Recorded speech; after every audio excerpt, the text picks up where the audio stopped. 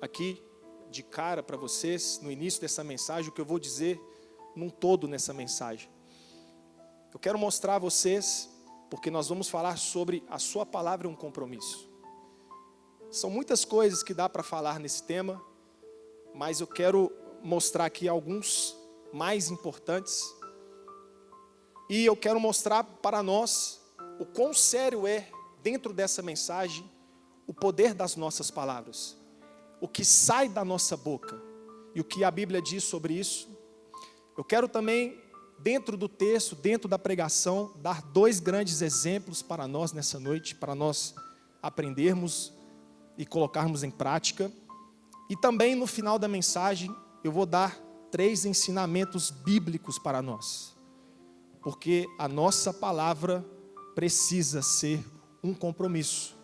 Precisamos aprender a colocar compromisso em nossas palavras. Amém? Eu li esse texto, mais para o meio da mensagem eu volto para explicar e vocês vão entender direitinho o porquê eu comecei a ler esse texto. Amém? Eu sempre falo aqui quando vou pregar, eu gosto da atenção de todos. O tempo passa rápido, então não é hora de distração. Foque aqui na palavra, porque ela tem sim o poder de mudar as nossas vidas. Amém? Então, eu quero mostrando de introdução, então, como eu disse para vocês, o poder que existe em nossas palavras. Veja o que está escrito em Mateus, capítulo 12, verso 36 e 37. Quem quiser abrir, pode abrir, mas não precisa. Eu vou lendo e vocês vão me ouvindo atentamente. Mateus 12, 36 e 37 diz assim: mas eu lhes digo, Jesus dizendo, mas eu lhes digo, que no dia do juízo, os homens haverão de dar conta de toda palavra inútil que tiverem falado. Por suas palavras vocês serão absolvidos, e por suas palavras serão condenados. Então Jesus está dizendo que haverá um dia, e esse dia é o grande dia do Senhor, o juízo do Senhor, em que todos nós, seja homens ou mulheres, nós iremos prestar conta de toda a palavra inútil que saiu das nossas bocas. E Jesus está dizendo aqui que as nossas palavras, as suas palavras, elas terão o poder de nesse dia absolver você ou condenar você. Me absolver ou me condenar. Veja o quão sério é, em um texto só, que eu comecei a mensagem, que nos mostra o poder das nossas palavras. Então, pelas nossas palavras, um dia, nós seremos absolvidos de quê? Da vida eterna sem Jesus, ou o inferno. Ou seremos absolvidos, ou seja, iremos para a vida eterna.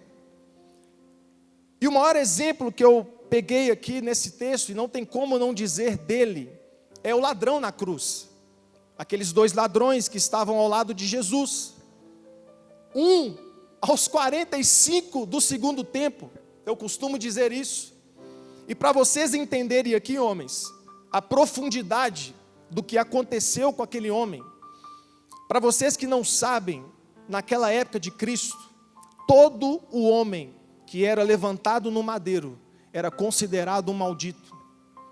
O que é isso? Todo homem que cometia crimes horrendos, crimes que a sociedade abominava, ou seja, eram as piores espécies de seres humanos que eram colocados no madeiro. E esse homem, a Bíblia não relata, mas eu creio, pela história, pela arqueologia, ele não roubou uma panela de uma casa. Ele não fez coisas simples para estar pendurado no madeiro. Ele fez coisas horrendas, coisas terríveis. Então, ou seja, o destino daquele homem já estava traçado. Que destino? O inferno. Porque ele a vida inteira estava distante de Deus e cometendo pecados horrendos, escárnio da sociedade. E de repente esse homem vira para Jesus, creio eu que não estava conseguindo nem respirar direito, ele vira para Jesus e fala assim: Senhor, lembra-te de mim quando tu entrares no teu reino. Jesus vira para ele e fala assim: ainda hoje, pelo poder das suas palavras, Jesus não disse, eu estou dizendo aqui, pelo poder das suas palavras, por aquilo que você está me dizendo agora, ainda hoje, você estará comigo no paraíso. Imagina, não sei que horas que esse homem morreu, enfim, Jesus morreu na hora nona, né, às 3 horas da tarde. Mas quando esse homem passou dessa vida para outra, meu Deus, esse homem deve ter pulado igual um doido. No último instante, Israel, ele olhando aquele paraíso, e Jesus dizendo, por causa da sua última palavra, você foi absorvido. E tem uma história legal, que eu pesquisei na internet, que dizem que é verdade, de verdade eu não sei, mas eu acredito que sim, uma história famosa, em que o evangelista Billy Graham, eu creio que alguns conhecem, ele recebeu uma mensagem de Deus para passar para aquela cantora Mary Moore. Meu inglês é meio ruim aí, viu, gente? Quem é de inglês aí, é isso mesmo, Mary Moore. E segundo Billy Graham, ele queria pregar para aquela mulher. Só que diz que Billy Graham foi atrás dela no hotel, e um dos seguranças chegou até ele, ele deu o recado, foi passar o recado para ela. E a história diz que ela disse assim: fala para ele que eu não preciso do Jesus dele. E aí, passado uma semana, essa mulher morreu. Vamos de novo. Quando essa mulher passou dessa vida para outra, vamos imaginar que ela encontra com Cristo. E Cristo dizendo a ela: eu te dei a oportunidade, porque pelas suas palavras você seria absolvida ou condenada. Mas por causa das suas palavras você está sendo condenada aqui agora. Você não faz parte desse reino. Pode ir embora. Veja a seriedade. Por quê, irmãos? As nossas palavras, ela tem poder. Vira para esse irmão que está do seu lado e fala assim: as suas palavras têm poder. As nossas palavras também, diz a Bíblia, que ela tem o poder de contaminar outras pessoas. Olha só, Mateus 15:11. O que contamina o homem não é o que entra pela boca, mas o que sai da boca, é isso que contamina o homem.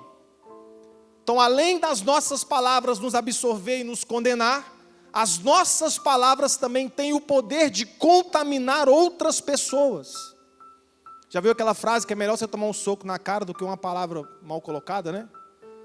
E é muito verdade.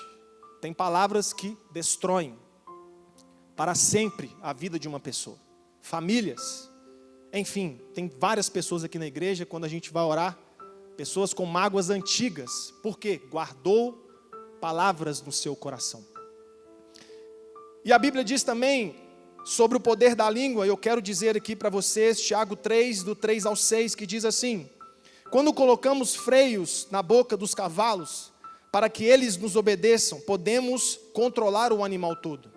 Tomem também como exemplos os navios, embora sejam tão grandes e impelidos por fortes ventos, são dirigidos por um leme muito pequeno. Para quem não sabe, o leme é aquele volante do navio, conforme a vontade do piloto.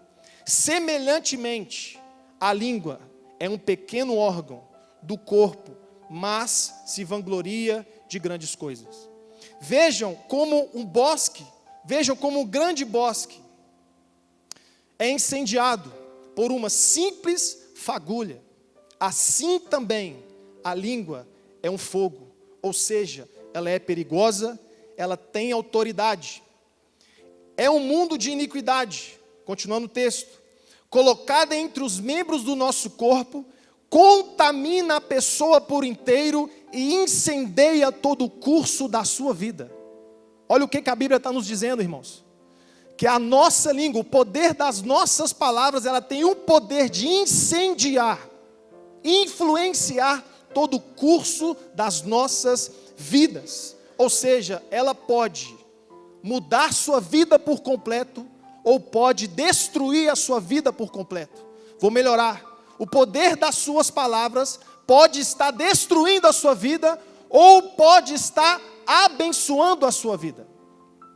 Até aqui tudo bem? Sexta-feira passada, eu dei uma aula no curso do Habitus para os jovens, turma, se eu não me engano, do 4º módulo. Eu já tinha dado essa aula, e essa aula mais uma vez mexeu comigo, porque às vezes a gente esquece de alguns textos, né? Textos extraordinários. E quando eu dei essa aula, eu confesso que eu fiquei, sabe quando você fica abalado assim pela palavra? Fala assim, meu Deus, eu preciso lembrar sempre desse texto. Pedir ajuda ao Espírito Santo para me lembrar sempre desse texto e dessa palavra. Porque, irmãos, a Bíblia diz que haverá pessoas que não vão entrar no reino de Deus, sabe por quê? Porque elas tiveram o hábito de falar mal uns dos outros, chamado de maldizentes, pecados da língua. Olha só, 1 Coríntios 6, verso 10 e 11. Não sabeis que os injustos não hão de herdar o reino de Deus? Não erreis, nem os fornicários, nem os idólatras, nem os adúlteros, nem os efeminados, nem os sodomitas, nem os ladrões, nem os maldizentes, nem os roubadores herdarão o reino de Deus. Eu complemento aqui Provérbios 6, do 16 ao 19. Olha só o que diz a santa palavra de Deus. Estas 6 coisas o Senhor aborrece. Presta atenção, 6 coisas o Senhor aborrece. Porém a 7ª a sua alma abomina. Então tem 6 coisas que Deus ele aborrece. Porém a 7ª, diz a Bíblia, que a alma do Senhor ela abomina, ou seja, Deus detesta, Deus odeia esse tipo de prática. Vamos lá, olhos altivos. Primeira, língua mentirosa, mãos que derramam sangue inocente, coração que maquina pensamentos viciosos, pés que se apressam a correr para o mal, testemunha falsa que profere mentira, e o 7º, o que semeia contenda entre os irmãos. Pecados da língua, poder das palavras. Então eu dei essa introdução para mostrar a mim e a você o quão sério é o poder das nossas palavras. Ou seja, o quanto antes, irmãos, nós precisamos colocar compromisso em nossas palavras. Eu quero que você grave isso e eu quero que você repita comigo. Fala assim, eu preciso colocar compromisso em minhas palavras. Amém? E veja que interessante. Eu li o texto de Mateus, capítulo 5, verso 37. Amém? E é importante eu explicar aqui para vocês, porque este texto aqui é muito lindo. Você que não tem o hábito de estudar a Bíblia, estude. Gente, é maravilhoso. Não é só pastor que lê Bíblia não, que estuda a Bíblia não. A Bíblia está aí para nós lermos, estudarmos, porque a Bíblia diz que a fé vem por ouvir e ouvir a pregação da palavra, ouvir a palavra de Deus. Quanto mais você tem contato com a palavra de Deus, mais fé você terá, mais fé você tem. Mais perto de Deus você vai estar. Amém? Esse texto que eu li, esse verso que eu li, está dentro de um grande sermão que Jesus pregou. Se você pegar na sua casa depois, ler capítulo 5 de Mateus, capítulo 6 e capítulo 7, é o grande sermão do monte que Jesus pregou. Por que que esse sermão ele é tão importante? Porque esse sermão, ele não vou dizer as novas leis, porque Deus não aboliu os 10 mandamentos que ele deu para Moisés no Monte Sinai. Estas novas leis é um aperfeiçoamento da lei do Senhor. Passou as leis de Deus lá para Moisés, estava errada? Não. O Senhor estava aperfeiçoando. Aquilo que era bom se tornou melhor ainda. Posso ouvir um amém? Amém. Então aquilo que era bom se tornou melhor ainda. Então, da mesma forma que Deus, o Pai, deu para Moisés, lá no Monte Sinai, as leis, Deus agora, através do seu próprio Filho, estava aperfeiçoando as suas leis para nós. Então, por isso que esse sermão aqui, ele é muito importante. Vai falar de muitas coisas, para mim e para você podermos colocarmos em prática. Amém? Então, um detalhe interessante que eu acho lindo, maravilhoso, é que imagina você sendo convidado para um culto e de repente o pregador é o próprio Deus. Quem era o pregador do sermão, Wesley? Jesus Cristo. Imagina. Eu não assisti o The Chosen todo, mas pelo que eu vi lá, eles colocaram uma cortininha no The Chosen.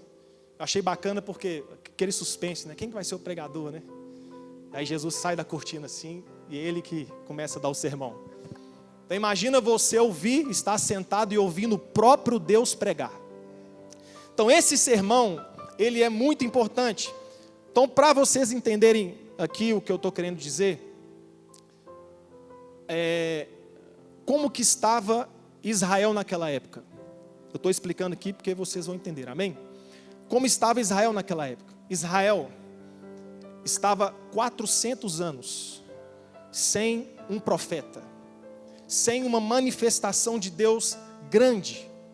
Então, ou seja, eles tinham uma promessa do Messias, de um homem que viria como Moisés, mas com muito mais autoridade. Então Israel tinha essa promessa, eles estavam esperando essa promessa de quê? De um grande homem, desse Messias, chegar e libertar o seu povo das mãos de Roma e do Império Romano. E nesse sermão aqui, Jesus já estava fazendo grandes milagres. E então a expectativa daquele povo era tão grande, porque eles estavam dizendo assim, o Messias chegou. Aquele que os profetas profetizaram, gente, vamos lá ver, porque eu acho que esse Messias agora chegou. E aí houve, diz a história, um alvoroço, e uma multidão se reuniu para esse sermão, porque Israel estava 400 anos sem um profeta, sem nada. Imagina você viver sem Deus manifestar como manifestava antes, tendo uma história grande, porque Israel tinha uma história gigante, da manifestação de Deus, e agora durante 400 anos não tem mais nada. Então Jesus, ele marca esse encontro, vamos dizer assim, e a expectativa do povo era grande. Irmãos, só que o mais interessante aqui é a expectativa que o povo estava criando nesse Messias, nesse Jesus. Por quê? Até hoje, se você pesquisar lá no YouTube, todo judeu daquele chapeuzinho preto, são chamados de judeus ortodoxos. O que é isso? São judeus que não crê que Jesus é o Messias, é o Salvador. Então toda cena que você vê lá na internet, eles de frente para o muro das lamentações fazendo assim, ó, eles estão orando, clamando a Deus para mandar um Messias. Então eles não receberam Jesus como seu Messias e Salvador. Por que isso? Porque desde aquela época até hoje, os que não acreditaram em Cristo estavam esperando um Jesus político, rico, grande, poderoso, que iria livrar o povo de Israel das mãos do Império Romano, porque Israel estava sendo massacrado pelo Império Romano. Estava acontecendo muitas injustiças com o governo para com o povo. Então a expectativa era gigante. Assim, aí agora, o Messias chegou, ele vai nos libertar. Ele vai pedir para a gente pegar as nossas armas aqui agora, igual foi no passado, eu vou matar todo mundo e vai começar um reino maravilhoso com ele. Só que a pregação de Jesus foi uma tremenda frustração. Foi terrível.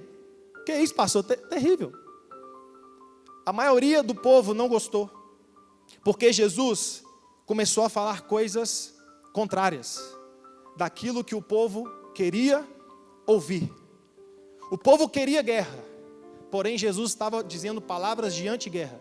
Olha só, Mateus 5, 44, 43 e 44, Jesus diz assim, ó: vocês ouviram o que foi dito, ame o seu próximo e odeie o seu inimigo. Mas eu lhes digo, amem os seus inimigos.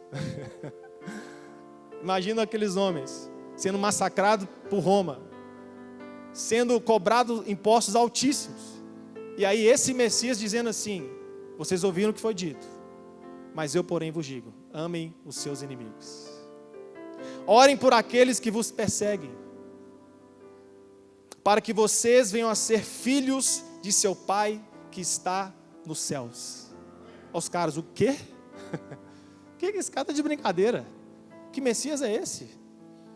Que Messias libertador é esse? Que vai deixar a gente ser massacrado pelo Império Romano?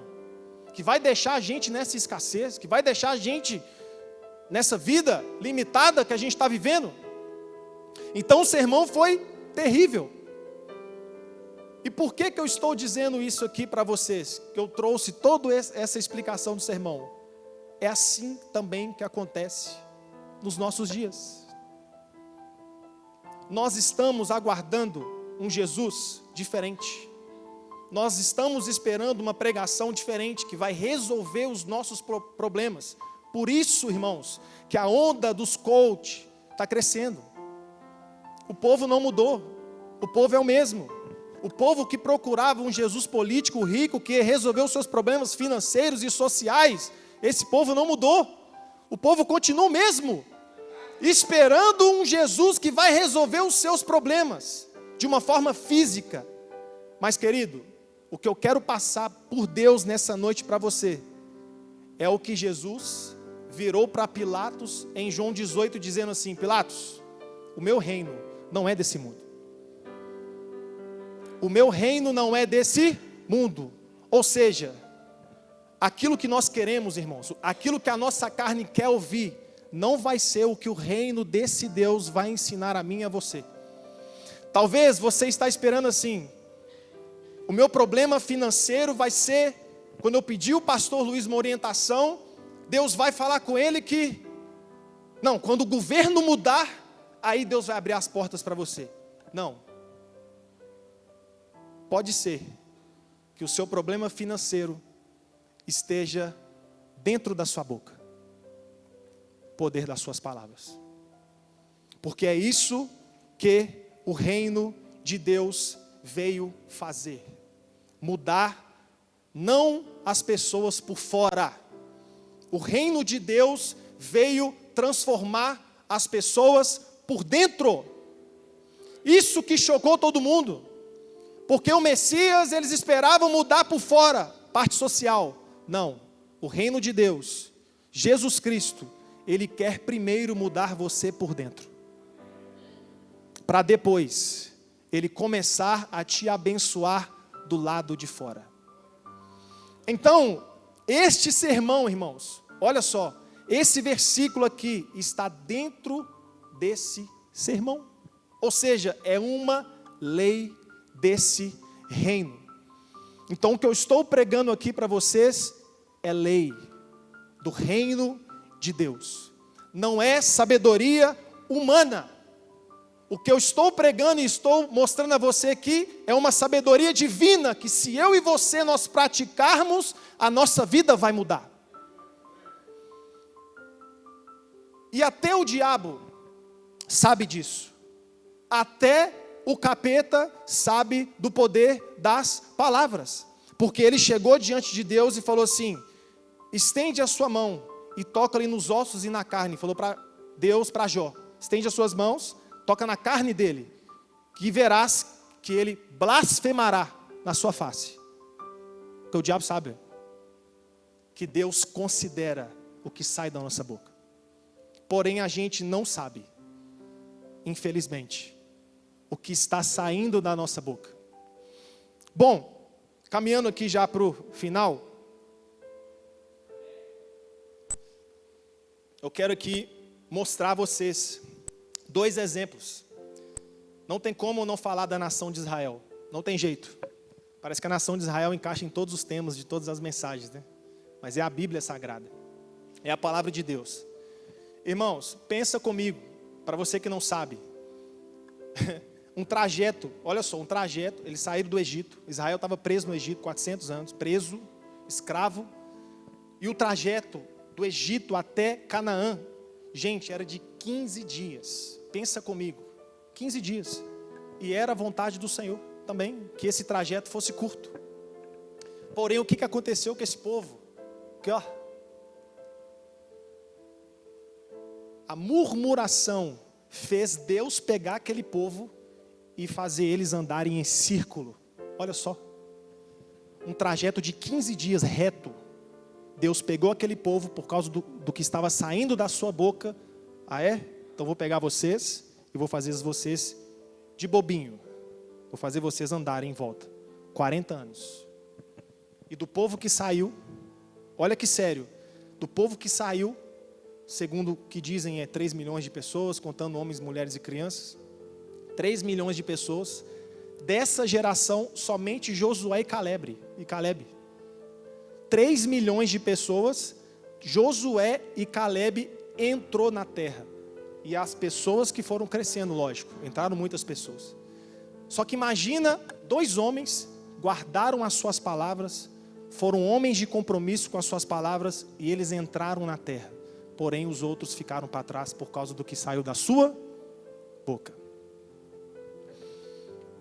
E o segundo exemplo, que tremendo. Conhece Ruth? Quem aqui conhece a história de Ruth? Ruth, ela casou com um dos filhos de Elimeleque e Noemi. E aí essa mulher, Noemi, foi para a terra, se eu não me engano, de Gileade, de Moabe, porque estava havendo fome em Israel. Ela foi para Moabe, foi com as suas 2 filhas e seu marido Elimeleque. Morre Elimeleque, morre Malom, morre Quilom, que são os seus 2 filhos. Sobraram só Ruth e a sua outra nora, que eu esqueci, Orfa. Ruth e Orfa. Aí a Noemi ficou sabendo que Israel voltou a prosperar e ela decide voltar para casa. E ela vira para Noemi e para Ruth e fala assim: minhas filhas, fiquem aqui, porque eu já estou velha, eu não vou dar a vocês outros filhos, fiquem aqui na terra. A Bíblia diz que elas choram muito, porém, Orfa segue o caminho dela e Ruth vira para ele e fala assim: não, aonde tu fores, eu irei. O seu Deus agora, Ruth, ou Noemi, é o meu Deus. E aonde tu morreres, morrerei eu. Poder das? Uma mulher de compromisso com as? Para quem sabe a história, ela volta para Israel, casa com Boaz, um resgatador, um homem rico. Ou seja, uma mulher que não tinha nada, ficou rica. E além disso, ela entrou na descendência de Jesus Cristo. Se eu não me engano aqui, ela foi avó de Jessé, pai de Davi. Por causa de um compromisso que ela fez com Noemi. De um compromisso com as palavras. A vida daquela mulher mudou por completo. E eu entro nos três conselhos para vocês aqui, irmãos, nessa noite. Precisamos, amém? Sermos homens de palavra. Em nome de Jesus. Ser homem não consiste em ter dinheiro no bolso, irmãos. Não consiste em ter um carro bonito, uma casa legal. Isso é um padrão mundano. O que eu estou pregando para vocês aqui é o reino de Deus, que é contrário ao padrão humano. Segundo a Bíblia, eu dou 3 conselhos para vocês, para nós. Talvez você tenha dificuldade, pastor, eu tenho dificuldade com as minhas palavras. E aqui eu vou envolver tanto Deus, quanto a nossa vida secular. Amém? Primeiro conselho que eu quero dar para vocês, para nós nos tornarmos homens de palavra. Compromisso nas palavras. Primeiro, você precisa eliminar a mentira da sua vida. Repita comigo: eu preciso eliminar a mentira da minha vida. Porque um homem mentiroso, não precisa repetir, um homem mentiroso, ele não tem compromisso com as suas palavras. Olha o que Jesus disse: seja o seu sim, sim, e o seu não, não. Não tem meio termo, irmãos. Não tem desculpa. E aqui que está a nossa falha. Que a gente não consegue. Tem pessoas que não conseguem falar assim: não vou, não posso. Dá para fazer? Pode fazer. Não, pastor, não dá para mim fazer. Fulano, não faz. Fulano, faz. Não, pode fazer. Fechou, estamos juntos. Passou uma semana, deu ruim. A primeira coisa que precisamos assumir, irmãos, abraçar, é a verdade. Se nós queremos ser homens de palavras, nós precisamos abraçar a verdade. Salmo 15, depois você lê, Salmo 15 vai dizer que o homem, o cidadão dos céus, ele abraça tanto a verdade, que mesmo que ele receba um dano com a verdade, tipo assim, se eu falar a verdade aqui, vai dar ruim para mim, mas eu vou falar a verdade, porque eu sou um cidadão dos céus. É isso que Salmo 15 está falando, que o homem que abraça a verdade, ele sofre prejuízo por ser verdadeiro. Só que o homem que não tem compromisso com as palavras, ele não está nem aí. Porém, ele não sabe das consequências que a mentira vai trazer para a vida dele. Eu tenho certeza aqui, que eu tenho pessoas aqui que estão colhendo consequências de mentira atrás de mentira. E achando que as coisas vão continuar andando na vida dele. Não vai, irmãos. Se você continuar mentindo e mentindo, você está acumulando coisas ruins para a sua vida. Então a primeira coisa que nós precisamos é abraçar a verdade. Sermos verdadeiros, sim, sim e não, não. Uma lei do Senhor. E aqui eu quero dar um conselho para os autônomos aqui, em nome do Senhor Jesus Cristo. Eu fico rindo porque é forte. Pare de prometer aquilo que você não consegue entregar. Pare de falar aquilo que você não consegue fazer. Tem muitas empresas, querido, não sou igual o pastor Luiz, mas às vezes alguns empresários conversam comigo também. Procuram mais o pastor pode falar mais do que eu disso aqui. Quando você vai acompanhar um empresário, o que você vê no cara? O cara fala demais. Promete prazo de entrega, não entrega. E vai prometendo, e vai enrolando, e vai falando, e aquilo vai virando uma bola de neve. E aí, a questão é o seguinte, irmãos, não é agora, é depois. Aí vem a crise, aí sabe o que as pessoas, elas começam a dizer? É o PT, pastor. É o Lula, o Enilton. A minha empresa está indo por água abaixo, sabe por quê? Porque o Bolsonaro saiu. Só que quando você vai ver, o irmão é um enrolado. E aí os clientes não começam a indicar ele mais. E aí as portas vão se fechando. E aí o camarada vai começar a orar. Aí o camarada paga coach. Aí o camarada paga aquilo. Aí o camarada investe. Tem cara que começa a pagar psicólogo. Aqui, a Bíblia já está te dizendo. Seja o seu sim, sim, o seu não, não. Acabou. Eu estou acompanhando um cara, não posso dizer o nome dele. Eu pesquei na hora. Está aqui de serviço. A empresa só crescendo. Ele até passa mal. Porque ele não consegue não entregar o serviço dele no dia. No prazo, assim, ele fica doido se o serviço dele não for entregue na data que ele combinou com o cliente. Na hora em casa eu falei assim, aí está o segredo do sucesso da empresa dele. Os clientes têm confiança. E o povo vai fazendo filmagem. Pode fechar com fulano que ele tem palavra. Aqui, ó, empresa tal, pode fechar. Quando você vai ver o estragando o cara, o direct, não tem aonde. Cliente. Quando você vai ver pessoas que trabalham no mesmo ramo, numa pindaíba, você fala, não tem condição, está morando no mesmo país, no mesmo bairro. É bom profissional também, mas não tem. Quando você vai ver, é Aspar. O cara fala assim, eu quero fechar, o meu serviço vai ficar em 50 mil reais, fulano. O cara está aqui de serviço, ó. O cara não vai conseguir entregar em 60 dias. O cara fala assim, eu vou entregar. Só que dá 90, não entregou ainda. Seja o seu sim, sim, o seu não. Se tivesse falado assim, fulano, eu não tenho condição de entregar. Sabe o que poderia acontecer? E acontece porque Deus cumpre, Deus é fiel com a sua palavra. Porque Deus gosta daqueles que abraçam a verdade. Sabe o que o cliente ia fazer? Eu te espero. E aí o cara ia esperar, ele ia terminar o serviço, ia pegar o do cara de 50, o cara indicar de 100, de 200, e aí vai. Porque não tem compromisso com as palavras. Posso dizer aqui também, irmãos, das nossas famílias, esposas, filhos, homens sem palavras. Já estamos no meio do ano, e aí, o que você prometeu para sua esposa que até hoje você não cumpriu? Hein? A mudança que você prometeu para sua esposa, mudança sua de vida, mudança no tratar, parte financeira, casa, seja o que for, espiritual, e aí? Já está no meio do ano, e aí o que seu filho fala sobre você?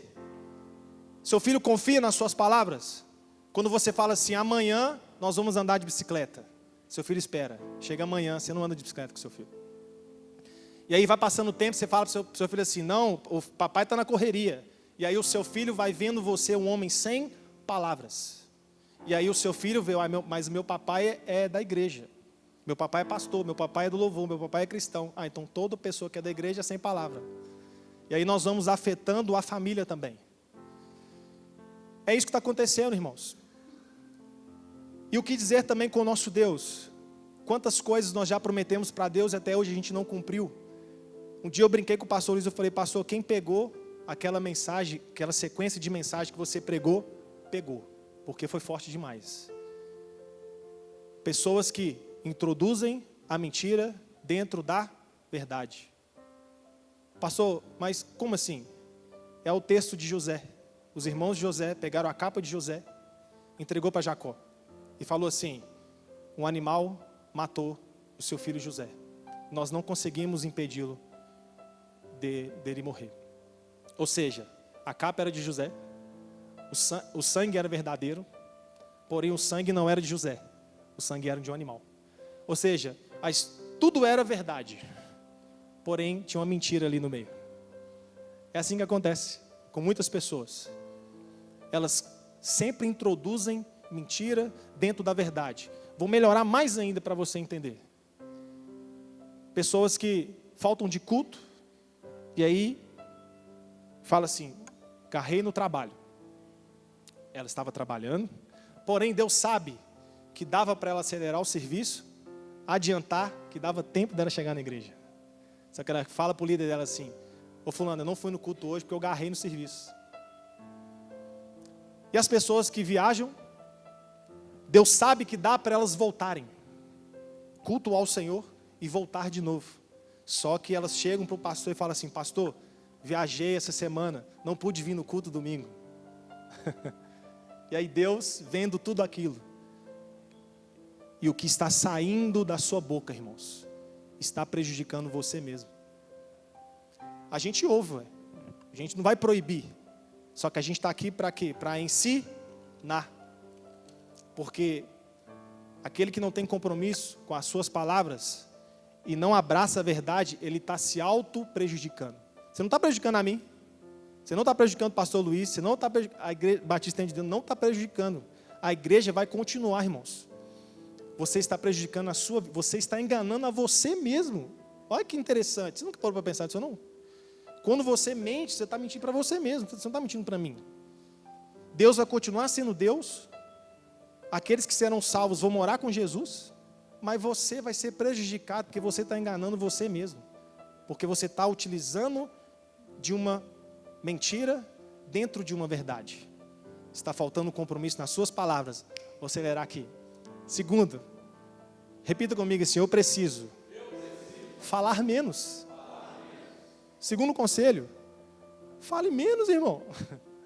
Vou tomar uma água aqui rapidinho. Não tem compromisso com as palavras? Para de falar, velho. Fala pouco. Para de ficar prometendo. Mais uma vez, é só não prometer. Pronto. Você está se livrando de grandes problemas.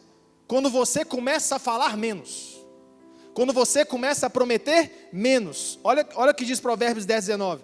Quando são muitas as palavras, o pecado está presente. Olha só.